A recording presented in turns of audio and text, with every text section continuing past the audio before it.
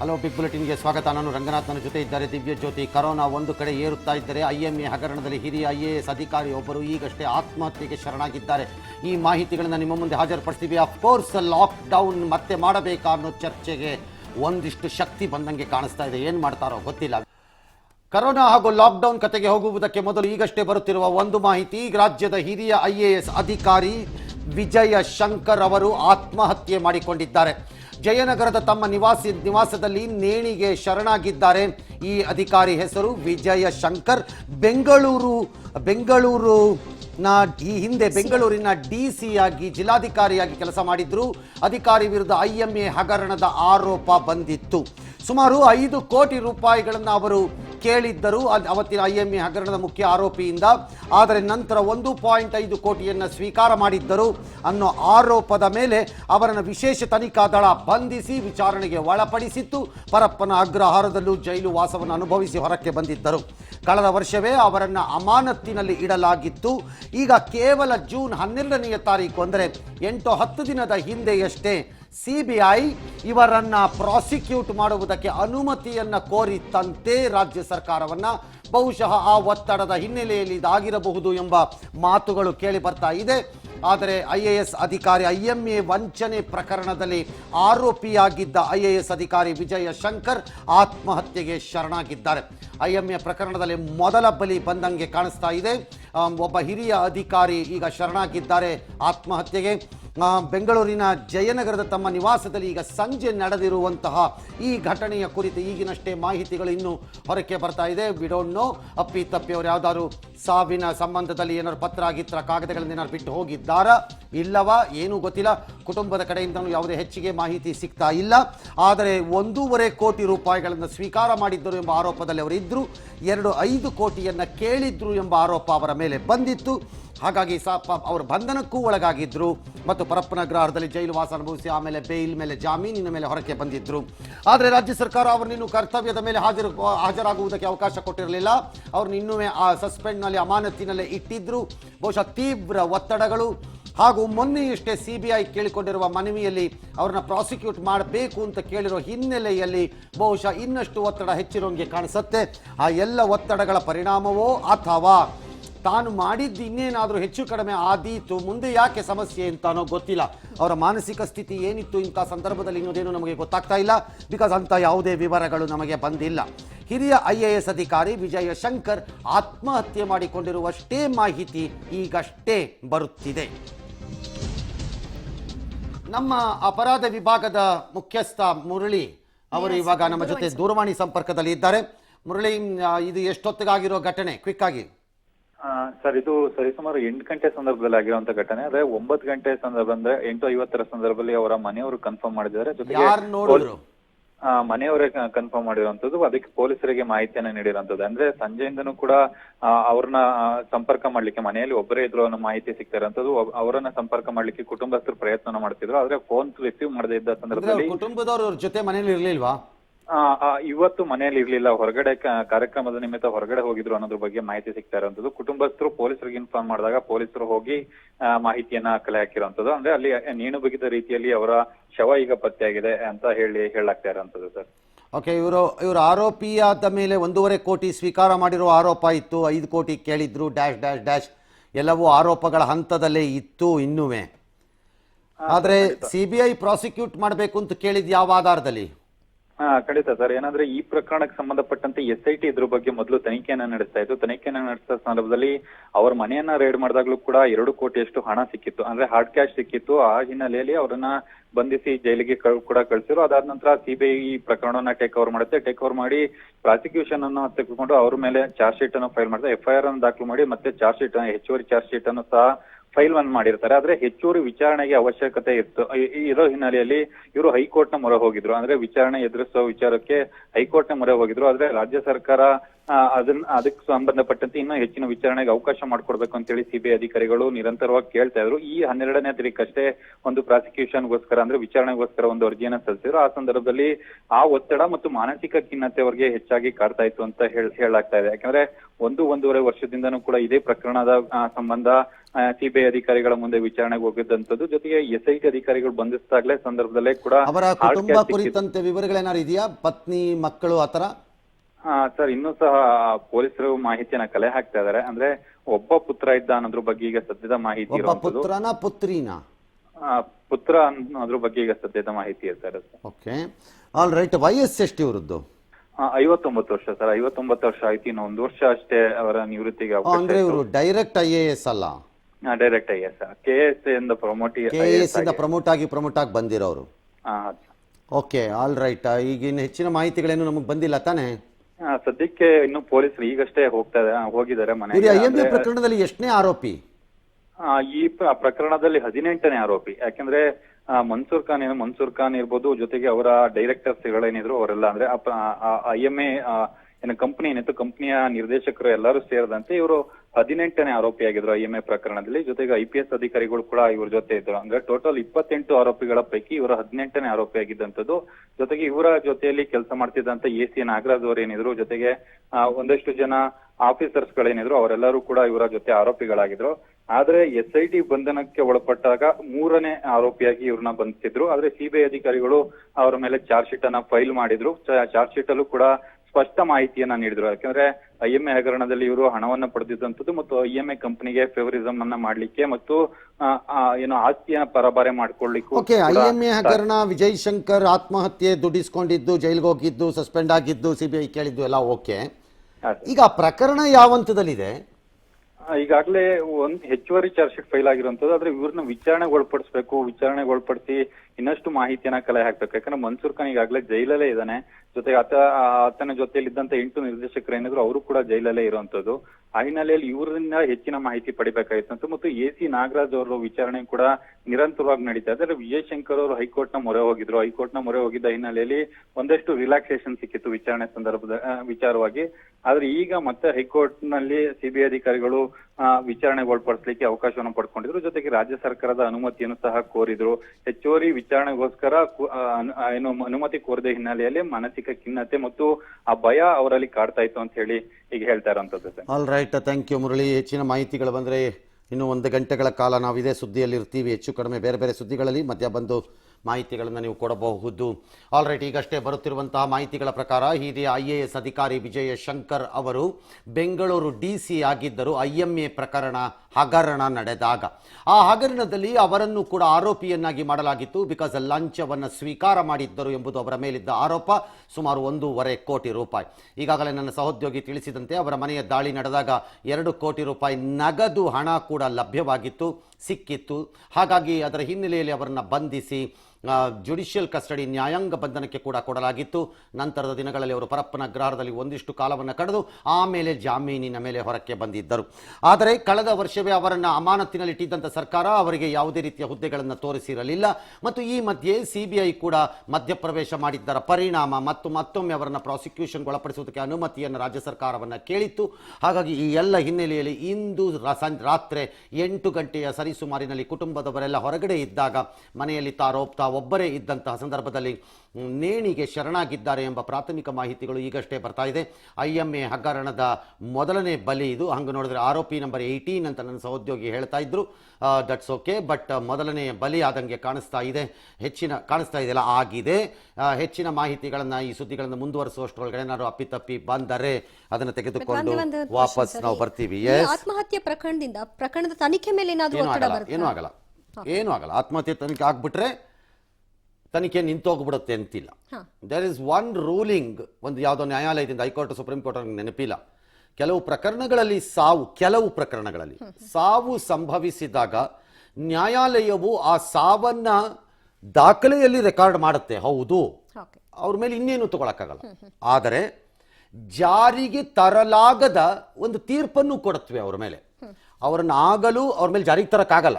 ಉದಾಹರಣೆಗೆ ವಿಜಯ್ ಶಂಕರ್ ಅವ್ರ ಮೇಲೆ ಆರೋಪಿ ಸ್ಥಾನದಲ್ಲಿ ಇದ್ದಿದ್ದ ಪ್ರಕರಣ ನಡೆಯಬಹುದು. ನಡೆದವರು ದೋಷಿ, ಹೌದು ತಪ್ಪು ಮಾಡಿದ್ದಾರೆ ಅಂತಾನೂ ಆಗಬಹುದು. ಆದ್ರೆ ಅದು ಜಾರಿಗೆ ಬರಲಾಗದ ತೀರ್ಪು ಅಷ್ಟೇ. ಆದ್ರೆ ದಾಖಲೆಗಳಲ್ಲಿ ಅವರು ದೋಷಿ ಎಂಬುದೇ ನಿರ್ಧಾರ ಆಗಿರುತ್ತೆ. ಹಂಗಾಗಿ ಹಂಗಾಗಬಹುದು. ಇವರು ಸತ್ರು ಅನ್ನೋ ಕಾರಣಕ್ಕೆ, ಮೃತಪಟ್ಟರು ಅನ್ನೋ ಕಾರಣಕ್ಕೆ ಇದಾಗ್ಬಿಡುತ್ತೆ, ಪ್ರಕರಣದ ದಿಕ್ಕು ಬದಲಾಗತ್ತೆ ಅಂತಲ್ಲ. ಯಾಕಂದ್ರೆ ಇವರು ಪ್ರಮುಖ ಆರೋಪಿಗಳ ಪೈಕಿ ಒಬ್ಬರಷ್ಟೇ, ಇನ್ನು ಬಹಳ ಜನ ಇದ್ದಾರೆ. ಹಾಗಾಗಿ ಉಳಿದವರ ಪಾತ್ರಗಳ ಬಗ್ಗೆ ನ್ಯಾಯಾಲಯ ನೋಡ್ಕೊಳ್ಳುತ್ತೆ ದಾಖಲೆಗಳನ್ನು ಆಧರಿಸಿ. ಆಲ್ ರೈಟ್, ಇದು ಎಲ್ಲದರ ಮಧ್ಯೆ ನಾವು ಎಂದಿನಂತೆ ಹೋಗಬೇಕಾಗಿದೆ. ಬೆಂಗಳೂರಿನಲ್ಲಿ ಸರ್ಕಾರದ ನಿರ್ಲಕ್ಷ್ಯವೋ ಅಥವಾ ಯಡಿಯೂರಪ್ಪನವರು ಹೇಳಿದ ನಮ್ಮೆಲ್ಲರ ನಿರ್ಲಕ್ಷ್ಯವೋ ಗೊತ್ತಿಲ್ಲ.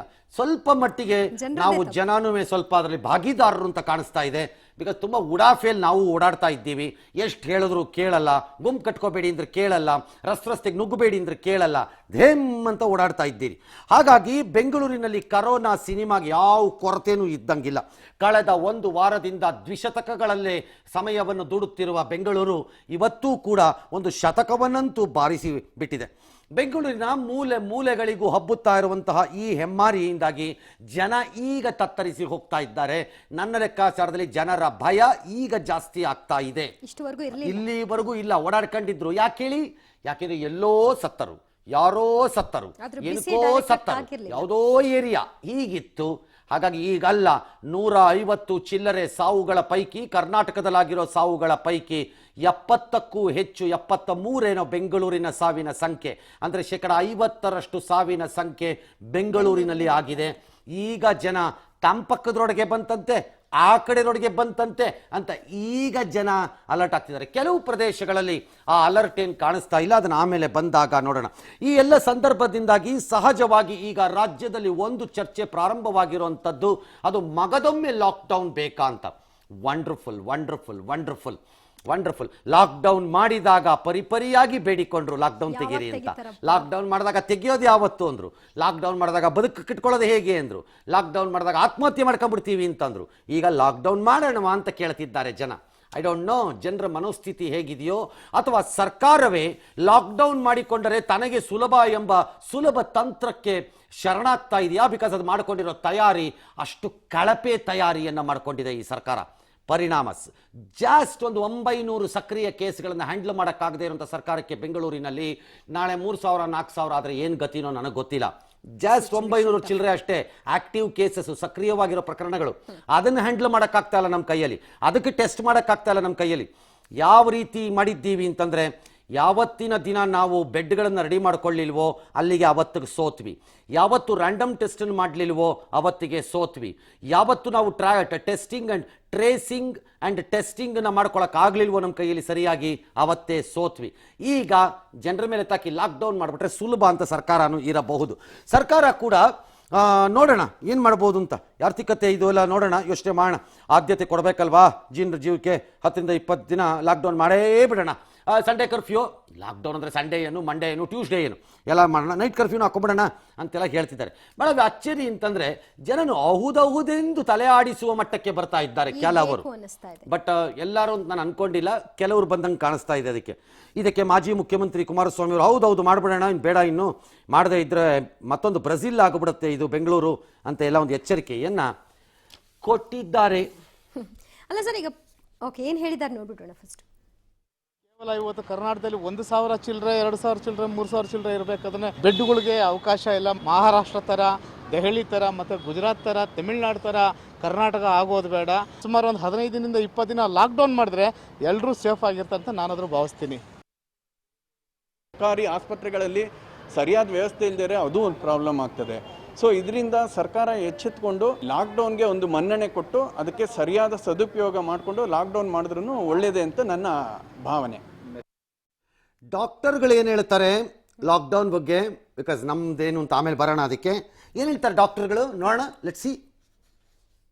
ನಮ್ಮ ರಾಜ್ಯದಲ್ಲಿ ಕೇಸ್ ಅಂತೂ ಏರ್ತಾ ಇದೆ, ಅದ್ರ ಬಗ್ಗೆ ಡೌಟೇ ಇಲ್ಲ. ಕಂಪ್ಲೀಟ್ ಲಾಕ್ಡೌನ್ ಮಾಡಲಿಕ್ಕೆ ತುಂಬ ತೊಂದರೆ ಆಗುತ್ತೆ. ಎಲ್ಲೆಲ್ಲಿ ಜಾಸ್ತಿ ಕೇಸ್ ಬರುತ್ತೋ ಸಡನ್ ಆಗಿ ಆ ಸ್ಮಾಲ್ ಏರಿಯಾನ ಲಾಕ್ಡೌನ್ ಮಾಡೋದು ಒಳ್ಳೆಯದು. ಯಾಕಂದರೆ ಅಲ್ಲಿ ತುಂಬ ಕೇಸ್ ಇದ್ದಿದ್ರೆ ನಾವು ಹಾಗೆ ಓಪನ್ ಬಿಟ್ಟರೆ ಅದು ಹಬ್ಬುತ್ತೆ. ಇಡೀ ರಾಜ್ಯದಲ್ಲಿ ಲಾಕ್ಡೌನ್ ಆಗಬೇಕಾಗಿಲ್ಲ. ಯಾವ್ಯಾವ ಸ್ಥಳದಲ್ಲಿ ಸೋಂಕಿತರ ಸಂಖ್ಯೆ ಹೆಚ್ಚಾಗಿದೆಯಲ್ಲ ಅಲ್ಲಿ ಸೀಲ್ ಡೌನ್ ಮಾಡಬೇಕು. ನಮ್ಮಲ್ಲಿ ಪಬ್ಲಿಕ್ ಟಿವಿನಲ್ಲಿ ನನ್ನ ಸಹೋದ್ಯೋಗಿಗಳು ಕೂಡ ಫೇಸ್ಬುಕ್ ಸಮೀಕ್ಷೆ ನಡೆಸಿದೆ. ಫೇಸ್ಬುಕ್ ಸಮೀಕ್ಷೆ ಅಲ್ಲ, ಬಟ್ ಸ್ಟಿಲ್ ಮಾಡಿದ್ದಾರೆ ಒಂದು ಒಪಿನಿಯನ್ ನೋಡೋಣ ಅಂತ. ಹೊಳೆಯಿರಿ ಚಪ್ಪಾಳೆ ಈಗ ಅಂತ. ಬೆಂಗಳೂರಿನಲ್ಲಿ ಲಾಕ್ಡೌನ್ ಬೇಕಾ ಬೇಡವಾ ಅಂದ್ರೆ ಬೇಕು ಅಂತ, ಬೇಡ ಅಂತ 11% ಜನ ಓಹೋ ಎಂದು ಕೈ ಎತ್ತಿ ನಿಂತಿದ್ದಾರಂತೆ ಬೆರಳಿನ ಸಮೇತ. Very good, very good, very good. Yes, ಇನ್ನು ಸರ್, ಪೂರ್ಣ ಪ್ರಮಾಣದ ಹೋಗ್ಬಿಡೋಣ, ಲಾಕ್ಡೌನ್ ಸುದ್ದಿ. ಬೆಂಗಳೂರು ಲಾಕ್ಡೌನ್ಗೆ ಬಹುತೇಕ ಜನರು ಒಲವನ್ನ ವ್ಯಕ್ತಪಡಿಸಿದ ಕೂಡಲೇ ಸರ್ಕಾರ ಕೂಡ ಇದನ್ನು ಗಂಭೀರವಾಗಿ ಪರಿಗಣಿಸಿದೆ. ಗುರುವಾರ ನಡೆಯುವ ಸಚಿವ ಸಂಪುಟ ಸಭೆಯಲ್ಲಿ ಈ ಬಗ್ಗೆ ಚರ್ಚೆ ನಡೆಸಲಿದ್ದಾರೆ. ಈ ವೇಳೆ ಹಲವು ಸಚಿವರು ಕಂಪ್ಲೀಟ್ ಲಾಕ್ಡೌನ್ ಬದಲಾಗಿ ಪ್ರದೇಶವಾರು ಲಾಕ್ಡೌನ್ ಅನ್ನ ಮಾಡಿಕೊಳ್ಳುವಂತಹ ಸಲಹೆಗಳನ್ನ ಕೊಟ್ಟಿದ್ದಾರೆ. ಆದರೆ ಸಚಿವ ಆರ್ ಅಶೋಕ್ ಅವರು ಮಾತ್ರ ಇದೇನು ತುಗ್ಲಕ್ ಸರ್ಕಾರ ಅಲ್ಲ, ಬೇಕಾದಂಗೆಲ್ಲ ಮಾಡ್ಕೊಳ್ಳಿಕ್ಕೆ ಕೇಂದ್ರದ ನಿರ್ದೇಶನ ಬರೋವರೆಗೂ ಅದೆಲ್ಲ ಆಗಲ್ಲ ಅಂತ ಹೇಳಿದ್ದಾರೆ. ಇನ್ನು ತಜ್ಞರ ಅಭಿಪ್ರಾಯ ಪಡೆದು ವಾರ್ಡ್ ವಾರು ಲಾಕ್ಡೌನ್ ಬೇಕಾ, ವಿಧಾನಸಭಾವಾರು ಲಾಕ್ಡೌನ್ ಮಾಡ್ಕೋಬೇಕಾ ಎಂಬ ಚರ್ಚೆಯನ್ನ ಸಂಪುಟದಲ್ಲಿ ತೆಗೆದುಕೊಳ್ಳುವಂತಹ ಸಾಧ್ಯತೆ ಇದೆ ಅಂತ ಅಶೋಕ್ ಅವರು ಸ್ಪಷ್ಟಪಡಿಸಿದ್ದಾರೆ. ಇನ್ನು ಆರೋಗ್ಯ ಸಚಿವ ರಾಮುಲು ಅವರು ಪರಿಸ್ಥಿತಿ ಹೀಗೆ ಮುಂದುವರೆದ್ರೆ ಲಾಕ್ಡೌನ್ ಚಿಂತನೆ ಮಾಡಬೇಕಾಗುತ್ತೆ ಅಂತ ಹೇಳಿದ್ದಾರೆ. ಸರ್ಕಾರ ಏನು ತೊಗಲಕ್ ಸರ್ಕಾರ ಅಲ್ಲ. ಸರ್ಕಾರದ ನೀತಿ ನಿಯಮ ಇದೆ. ಕೇಂದ್ರ ಸರ್ಕಾರ ಮಿನಿಟ್ ಟು ಮಿನಿಟ್ ರಾಜ್ಯ ಸರ್ಕಾರದ ಕಾರ್ಯ ವೈಖರಿಯ ಬಗ್ಗೆ ಫಾಲೋ ಮಾಡ್ತಾ ಇದ್ದಾರೆ. ಮತ್ತೆ ಡೈರೆಕ್ಷನ್ಸ್ ಬರ್ತಾ ಇದೆ. ಲಾಕ್ ಡೌನ್ ಹಾಕೋದು ಬೇಡ ಅಂತ ತೆಗೆಯೋದು ಈ ತರ ಮಾಡಕ್ಕಾಗಲ್ಲ. ಇದಕ್ಕೆ ಆದಂತ ಒಂದು ಕಮಿಟಿ ಇದೆ. ತಜ್ಞರು ಏನ್ ಕೊಡ್ತಾರೆ. ಆಕಸ್ಮಿಕವಾಗಿ ಪರಿಸ್ಥಿತಿ ಇದೇ ರೀತಿಯಲ್ಲಿ ಮುಂದುವರೆದ್ರೆ ಮುಂದಿನ ದಿನಗಳಲ್ಲಿ ಲಾಕ್ಡೌನ್ ಮಾಡಂತ ವಿಚಾರದ ಬಗ್ಗೆ ಕೂಡ ಒಂದು ಯೋಚನೆಯನ್ನು ಇನ್ನು ಈ ಸೀಲ್ ಡೌನ್ ಏರಿಯಾಗಳದ್ದೊಂದಷ್ಟು ರಿಯಾಲಿಟಿ ಚೆಕ್ ಇದೆ, ನೋಡ್ಬಿಡೋಣ ಅಲ್ಲ, ಆಮೇಲೆ ಇದರದ್ದು ಎಫೆಕ್ಟ್ಸು ಏನು ಅಂತ ಬರೋಣ. ಬೇಕಾದ್ರೆ ಲೆಟ್ಸ್ ಗೋ, ಮುಂದಕ್ಕೆ ಹೋಗೋಣ ಒಂಚೂರು. ಬೆಂಗಳೂರಿನಲ್ಲಿ ಕಂಟೈನ್ಮೆಂಟ್ ಲಾಕ್ಡೌನ್ ಯಾಕೆ ಬಂದಿದೆ ಅನ್ನೋಕ್ಕೆ ನೋಡ್ತಾ ಇರಿ. ಇದನ್ನು 501ಕ್ಕೆ ಹೋಗಿದೆ. ಬೆಂಗಳೂರಿನ 5 ಏರಿಯಾನ ಸೀಲ್ ಡೌನ್ ಮಾಡ್ತೀವಿ ಅಂತ. ಸೀಳು ನಾಯಿ ಸೀಳು, ಯಾಕೆ ಜರ್ಮನ್ ಶಪರ್ಡ್ ಬೇಡವಾ? ನೋಡ್ರಿ, ಯಾವ್ಯಾವ್ದಾರು ಹೊಸ ಹೆಸರು ಹಾಕ್ಕೊಳ್ಳಿ. ಹಳೆ ಹೆಸರೆಲ್ಲ ಬಿಟ್ಬಿಡ್ರಪ್ಪ ಸ್ಟೇಟ್ ಗೌರ್ಮೆಂಟ್ನವರು. ಶೋಕ ಚಕ್ರವರ್ತಿ ಹಳೆ ಹೆಸರೆಲ್ಲ ಬಿಟ್ಬಿಡಿ, ಹೊಸ ಹೆಸರು ಕಂಡು ಹಿಡ್ಕೊಂಬನ್ನಿ.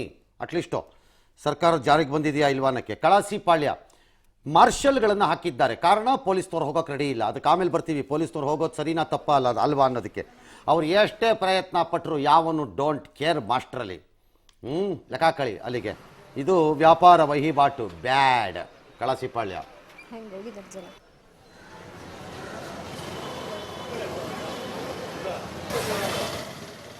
ಲಾಕ್ಡೌನ್ ಇದ್ರೆ ಕಳಾಶಿಪಾಳ್ಯದಲ್ಲಿ. ಇನ್ನು ಧರ್ಮರಾಯನ ದೇವಸ್ಥಾನ ರಸ್ತೆ ಇವೆಲ್ಲ ಸೀಲ್ ಡೌನ್ ಆಗಬೇಕಾದ ಜಾಗಗಳು. ಇಲ್ಲಿ ಅಂಗಡಿ, ಮುಖ್ಯ ರಸ್ತೆ ಬಂದ್. ಜನ ಮಾತ್ರ ನೋ ಪ್ರಾಬ್ಲಮ್. ಬಂದ್ ಯಾವ್ದಕ್ಕೆ? ಗಾಡಿಗ ನಿಲ್ಲಿಸ್ಬಿಟ್ಟು ಆಯ್ತು ಬಿಡು, ಏನೀಗ ಅಂತೆ. ಬ್ಯಾಡ್, ಮತ್ತೆ ಬ್ಯಾಡ್. ಮೂರನೇದು ಸಿದ್ದಾಪುರ ಮುಖ್ಯ ರಸ್ತೆ, ಅಡ್ಡ ರಸ್ತೆಗಳಿಗೆಲ್ಲ ಬ್ಯಾರಿಕೇಡ್ ಹಾಕಿದ್ದಾರೆ. ಜನ ನೋ ಪ್ರಾಬ್ಲಮ್ ಸರ್, ನೀವು ಯಾಕೆ ಟೆನ್ಷನ್ ಮಾಡ್ಕೊತೀರಿ? ನೀವು ಬ್ಯಾರಿಕೇಡ್ ಹಾಕಿದ್ದೀರಾ ಅಲ್ವಾ, ಹಂಗಾರೆ ರೋಡೇ ಸಿಕ್ತು ಪಾರ್ಕಿಂಗ್ಗೆ, ಅಲ್ಲೇ ನಿಲ್ಸ್ಕೊಂಡು ಹೋಗ್ಬಿಡ್ತೀವಿ ಬಿಡಿ ವಾಕಿಂಗಲ್ಲಿ. ನೋ ಪ್ರಾಬ್ಲಮ್, ನಮ್ಗೇನು ಟೆನ್ಷನ್ ಇಲ್ಲ ಬಿಡಿ ಅಂತ. ಅಲ್ಲಿ ನೋಡ್ರಪ್ಪ, ಅದು ಸಿದ್ದಾಪುರ. ಇನ್ನೊಂದು ಬ್ಯಾಡ್. ನೆಕ್ಸ್ಟ್ ವಿ ಪುರಂ, ಬ್ಯಾರಿಕೇಡು ಇಲ್ಲ, ರಸ್ತೆ ಬಂದು ಇಲ್ಲ, ಎಂಥದ್ದು ಇಲ್ಲ, ವಾಹನ ಓಡಾಟ ಬಿಂದಾಸ್ ಆಗಿದ್ದಾರೆ. ಇವೆಲ್ಲ ಸೀಲ್ ಡೌನ್ ಆಗಬೇಕಾಗಿದ್ದ ಜಾಗಗಳು. Alsatian down, seal down. ಏನು ಹೊಸ ಹೆಸರು ತರ್ರಪ್ಪ, ಏನಿಲ್ಲ. ಇನ್ನೊಂದು ಬ್ಯಾಡು. ನೆಕ್ಸ್ಟು ವಿದ್ಯಾರಣ್ಯಪುರಕ್ಕೆ ಹೋಗ್ತಾ ಇದ್ದೀನಿ. ಅಲ್ಲಿ ಪಾಸಿಟಿವ್ ಬಂದವರ ಮನೆಗಳ ರಸ್ತೆಗಳನ್ನೆಲ್ಲ ಸೀಲ್ ಡೌನ್ ಮಾಡಿದ್ದಾರೆ. ಜನರ ಓಡಾಟಕ್ಕೆ ಬ್ರೇಕ್ ಹಾಕಿದಾರಂತೆ. ವೆರಿ ಗುಡ್ ಅಪ್ಪ. ಅಟ್ಲೀಸ್ಟು ವಿದ್ಯಾರಣ್ಯಪುರದವರು ನಿಮ್ಮ ಥರ ಇರಬೇಕಪ್ಪ, ಇದ್ರೆ ಅವರಾದ್ರೂ ಫಾಲೋ ಮಾಡಿದ್ದಾರೆ. Very good. ಇನ್ನು ಆ ಕಡೆ ಮಂತ್ರಿ ಆದಂಥ ಶ್ರೀ ಸುಧಾಕರ್ ಅವ್ರದ್ದು ಮನೆ, ವೈದ್ಯ ಶಿಕ್ಷಣ ಮಂತ್ರಿಗಳು, ಅವ್ರಿಗೆ ಯಾವುದು ಅನ್ವಯ ಆಗಿಲ್ಲ. ಯಾಕೆ? ಅವ್ರ ಮನೆಯಲ್ಲಿ ಯಾರ್ಯಾರಿಗೋ ಬಂದಿದೆಯಂತೆ, ಆದರೆ ಅವ್ರ ಮನೆಯೇ ಸೀಲ್ ಮಾಡಿಲ್ಲ, ರಸ್ತೆ ಸೀಲ್ ಮಾಡಿಲ್ಲ. ಸಚಿವರ ಮನೆಗೆ ಅಣ್ಣ ಏನಾಯ್ತಣ್ಣ ಅಂತ ಕೇಳಕ್ಕೆ ಬರೋ ಧೈರ್ಯ ಹೇಳಕ್ಕೆ ಬರ್ತಿದ್ದಾರಾ? Very good. ಮಾನ್ಯ ಮಂತ್ರಿಗಳೇ, ನೀವೇ ಮನೆ ಬಾಗ್ಲಾಕಿ ನನ್ನ ಮನೆ ಸೀಲ್ ಡೌನ್ ಅಲ್ಲಿದೆ, ಯಾರೂ ಬರಬೇಡಿ ಅಂತ ಹೇಳಿ. ಆಗ ನೀವು ನಿಜವಾದ ಮಂತ್ರಿಗಳು. ಜನ ಬರದಂತೆ ಹೋಗದಂತೆ. ಆರೋಗ್ಯಾಧಿಕಾರಿಗಳು ಬಂದ್ರಂತೆ, ಸಾರ್ ಸ್ವಲ್ಪ ಸೀಲ್ ಮಾಡ್ಬಿಡೋಣ ಸಾರ್ ಅಂತ. ಅವ್ರನ್ನ ವಾಪಸ್ ಕಳಿಸಿದಾರಂತೆ. ಯಾಕೆ? V I ಪಿಗಳು. ಯಡಿಯೂರಪ್ಪನವರೇ ಏನು ಹೇಳ್ತೀರಿ? ಜನ ದುರುಪಯೋಗ ಮಾಡ್ಕೊಂಡ್ಬಿಟ್ರಂತೆ ಪಾಪ. ಜನ ಪೆದ್ರು, ಜನ ಬಕರಾಗಳು, ಮೂರ್ಖರು, ದಡ್ಶಿಕಾಮಣಿಗಳು. ಯಾರು? ಜನ. ನೀವೆಲ್ಲ ಬುದ್ಧಿವಂತರು, ಅತಿ ಬುದ್ಧಿವಂತರು, ಪ್ರಕಾಂಡ ಪಂಡಿತರು, ಲೆಕ್ಕಾಕಳಿ ನೀವು. ವಿಷಯದಲ್ಲಿ ನೆನ್ನೆ ಹೇಳಿದ್ರೆ ಇದು ಹಿಂಗೆ ಆಗಬಹುದು ಅಂತ, ಅದನ್ನ ಹಾಗೆ ಜನ ಮಾಡಿ ತೋರಿಸಿದ್ದಾರೆ. ಬಟ್ ಈ ಸೀಲ್ ಡೌನ್ ವಿಚಾರದಲ್ಲಿ ಸಚಿವರಿಗೊಂದು ಲಾಕ್ ಡೌನ್ ಅನ್ನ ಮತ್ತೆ ಮಾಡೋದು ಅಷ್ಟು ಸುಲಭ ಅಲ್ಲ. ಒಂದು ಸರಿ ಅಲ್ಲ, 10 ಸರಿ ಯೋಚನೆ ಮಾಡಿ, 100 ಸರಿ ಯೋಚನೆ ಮಾಡಿ. ಅಷ್ಟು ಈಸಿ ಅಲ್ಲ. ಓಪನ್ ಮಾಡ್ಕೊಂಡು ಬಂದಿದ್ದೀರಿ. ಓಪನ್ ಮಾಡ್ಕೊಂಡು ಬಂದಿದ್ದೀರಿ, ನಾವು ಕ್ಲೋಸ್ ಡೌನ್ ಮಾಡ್ಕೊಳ್ಳೋಕೆ ಹೋದರೆ 80% ಜನ ಏನು ಹೇಳ್ತಿದ್ದಾರೆ ಅನ್ನೋದು ಅದು ಟ್ರೂ ಪಬ್ಲಿಕ್ ಸ್ಪಿರಿಟ್ ಇಲ್ಲದೆ ಇರ್ಬೋದು. ಭಾಳ ಕಷ್ಟ ಇರುತ್ತೆ. ಪುಕ್ಕಟೆ ಆರಾಮಾಗಿ ಸಂಬಳ ತಗೊಂಡು ಮನೆಯಲ್ಲಿದ್ದವ್ರು ಏನು ಹೋಗ್ಬೇಕು ಅಂತಾರೆ ಜನ, ಕಷ್ಟಪಟ್ಕೊಂಡು ಬದುಕನ್ನು ಕಟ್ಟಕ್ಕೆ ಹೋಗ್ತಿದ್ದಾರೆ. ಆದರೆ ನೀವು ಮಾಡಬೇಕಾಗಿರೋವಂಥದ್ದು ಎಫೆಕ್ಟಿವ್ ಸೀಲ್ ಡೌನ್ಗಳು ಡೆಸಿಗ್ನೇಟೆಡ್ ಏರಿಯಾಗಳಲ್ಲಿ ಆಗಬೇಕು, ಬೇರೆ ದಾರಿ ಇಲ್ಲ. ಅದನ್ನೇ ನಿಮಗೆ ಮಾಡೋಕ್ಕಾಗ್ತಾ ಇಲ್ಲ. ಇನ್ನೇನು ಲಾಕ್ಡೌನ್ ಮಾಡ್ತೀರಿ? ಅಟ್ಲೀಸ್ಟ್ ಸೀಲ್ ಡೌನ್ ಫಾಲೋ ಮಾಡ್ಕೊಂಡ್ರೆ ಈ ಲಾಕ್ಡೌನ್ ಅಂತೆ ಮತ್ತೆ ಮಾತಾಡಿದ್ರೆ ಯಾರು ಯೋಚನೆ ಮಾಡಿದ್ದೀರಾ? ಓಕೆ, ಒಂದು ಲಾಕ್ಡೌನ್ ಅನ್ನೋ ಅಸ್ತ್ರ ಅತ್ಯಂತ ಪ್ರಬಲವಾದ, ಪರಿಣಾಮಕಾರಿಯಾದ, ಶಕ್ತಿಶಾಲಿಯಾದ ಅಸ್ತ್ರ. ಅದು ಅನುಮಾನನೇ ಇಲ್ಲ ಅದು ನಿಮ್ಗೆ ಹೆಲ್ಪ್ ಮಾಡುತ್ತೆ ಅಂತ ನಿಯಂತ್ರಣದಲ್ಲಿ. ಆದರೆ ಈಗ ನೀವು ಲಾಕ್ಡೌನ್ ಅನ್ನ ಏಕ್ದಮ್ ತಂದಾಗ ಏನಾಗುತ್ತೆ, ಅದು ಸೋಂಕು ಇನ್ನಷ್ಟು ಹಬ್ಬುವುದಕ್ಕೆ ಒಂದಿಷ್ಟು ತಡೆಗಳನ್ನು ತರಬಹುದೇ ಹೊರತು ಸಮುದಾಯದ ಒಳಕ್ಕೆ ಹೋಗಿರುವಂತ ಈ ಸೋಂಕೇನು ಲಕ್ಷಣ ತೋರಿಸ್ತಾ ಇದೆ ಅದನ್ನಿಲ್ಲಲ್ಲ.